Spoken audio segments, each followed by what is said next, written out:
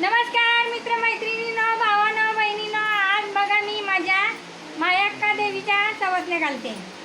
तर आता सकाळपासून लवकर उठली, डाळ वगैरे शिजवली, आमटी पण बनवली, शिवाय आंबील बनवलं आणि देवाची पूजा वगैरे मांडली. सगळं झालेलं आहे माझं. आता फक्त पोळ्या लाटायच्या, त्या पुरवड्या करायच्या, भजी काढायच्या, मेथीची भाजी आणि भाकरी बनवायची आणि संध्याकाळी मग 14 सवासण्या घालणार आहे. तर काही कारणामुळे माझ्या सवासण्या राहिल्या होत्या, तर आता विचार केला चला आपल्या करून टाकाव्या. मला सारखा काही ना काही त्रास होत होता, म्हटलं चला ते तरी करून घ्यावं. तर आता तुम्ही बघू शकता माझी देवाची पहिली पूजा. प्रथम बघा, तुम्हाला कशी वाटते ती कमेंटमध्ये मला सांगा आणि नक्कीच लाईक करा, शेअर करा, सबस्क्राईब करा आणि फॉलो पण करा. तर एक मिनटं मी तुम्हाला दाखवते. तर इथे बघा मी या पद्धतीने अशी माझ्या देवाची मांडणी केलेली आहे, तुम्ही बघू शकता. सगळा लिंबाचा डाळा वगैरे घुगऱ्या बनवलेल्या आहेत, शिवाय केळं आणलेले आहेत. इथं मी आंबील भरायला चाळ करण्यासाठी ही कळशी घेतलेली आहे बघा. आता याच्यामध्ये मी आंबील भरणार आहे. आता इथं आंबील आपलं तयार झालेलं आहे, बघू शकता. तर जरा ही बघू, इथे माझी आमटी पण तयार झालेली आहे बघा, कशी मस्त झालेली आहे, लाल भडक तरण नुसता. आणि इथे मेथीची भाजी आता करायला घ्यायची आहे. इथं गुळवणी केलेली आहे आणि तिथे मी सवासण्याचा जोगवा मागितलेला भात या कुकरमध्ये केलेला आहे. आणि दोन्ही कुकर भातानी हा एक कुकर, इथे एक कुकर. आता इथे छोटी रूम असल्यामुळे खूप अडचण पडते, त्याच्यामुळे मला कुकरमध्ये स्वयंपाक करावा लागला आहे. छोटी रूम असल्यामुळे मला कुकरमध्ये भात वगैरे बनवायला, कारण का खूप छोटी आहे, त्याच्यामुळे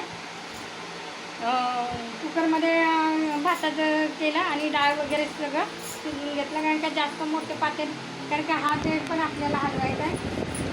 आणि एका दिवस म्हणजे तुम्ही म्हणत असाल की तू एकटी राहत होती, पण मी एकटी नव्हती, माझी मुलं फोरनला गेली होती. त्याच्यामुळे हा माझा मुलगा आहे.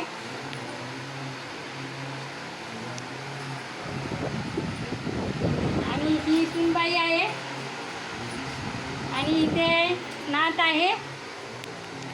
ही बारकी नात आहे, 2 महिन्याची नात आहे. आणि मुलीला तर तुम्ही बघितला, परत शिवाय माझे बच्चे पण बघितले, माझी बहीण बघितली, माझा जावई बघितला, एवढा माझा परिवार आहे. आता इथं बघा मी या कळशीमध्ये आंबील भरून ठेवते, तुम्ही बघू शकता. आता ह्या कळशीवरती आपल्याला नारळ ठेवायचा आहे आणि याला चाळ बांधायचा आहे, तर तो पण बांधल्याच्या नंतर मी दाखवणार आहे. तर हे असं कळशीमध्ये आंबील भरायचं. आणि या आंबील जे आहे ते ज्वारीच्या पिठापासून तयार केलेलं आहे मी, बघू शकता तुम्ही. तर बघा मित्रमैत्रिणींनो, या पद्धतीनं मी नैवेद्य भरलेला आहे. हा भाजी भाकरीचा आहे, हा 5 पोळ्याचा आहे, एक 7 पोळ्याचा आहे, 2 5 पोळ्याचा आणि एक 7 पोळ्याचा. आणि हे 2-2 पोळ्याचा नैवेद्य तयार केलेला आहे. आणि इथं ओटी घेतलेली आहे, इथं देवांना नारळ वाढवण्यासाठी नारळ घेतलेले आहेत. आणि अशा पद्धतीनं घुगऱ्या वगैरे सगळं माझी तयारी झालेली आहे. फक्त आता सवासणी यायच्या बाकी आहेत आणि त्यांना जेव घालायचं बाकी आहे, एवढंच काम राहिलेलं आहे. आणि असा दिवा बनवायला लागतो आम्हाला.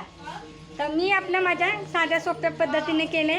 तुमच्याकडे कशी पद्धत असते, प्रत्येकाची वेगवेगळी पद्धत असते, तर प्रत्येकाची वेगवेगळी पद्धत असते, तसे करतात. आम्ही आमच्या पद्धतीने केलेलं आहे. आता देवालाच माहिती मी हे नैवेद्य व्यवस्थित केला आहे का नाही केला आहे, ते देवालाच माहिती.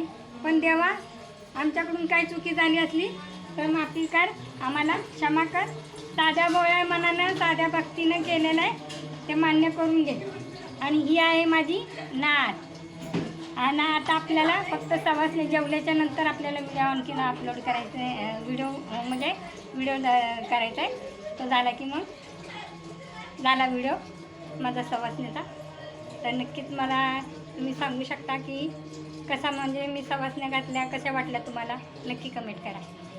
धन्यवाद.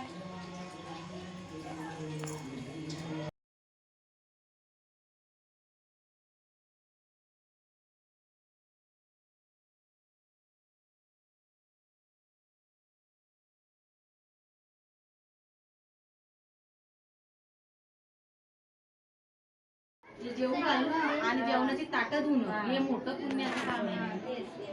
म्हणून आम्ही नंदी बाबाकडं आहे भंडारा असलेले मोठी मोठी लोक आयप्पाकडं किती डिग्री घेतलेली लोक भांडी घासतात जेवलेली उष्टी ताटं. हा चला आता आवाज द्या. एकामेकाचं सांग मला शिंगो बिरूचा सांग मला आईच्या डोल्याचा सांग मला साथी जणी बनीचा सांग मला आईच्या सजाचा सांग मला दूध हळदाचा सांग मला कृष्णा कोयनाचा सांग मला आईच्या घोड्याचा सांग मला. अंधार दिसतो.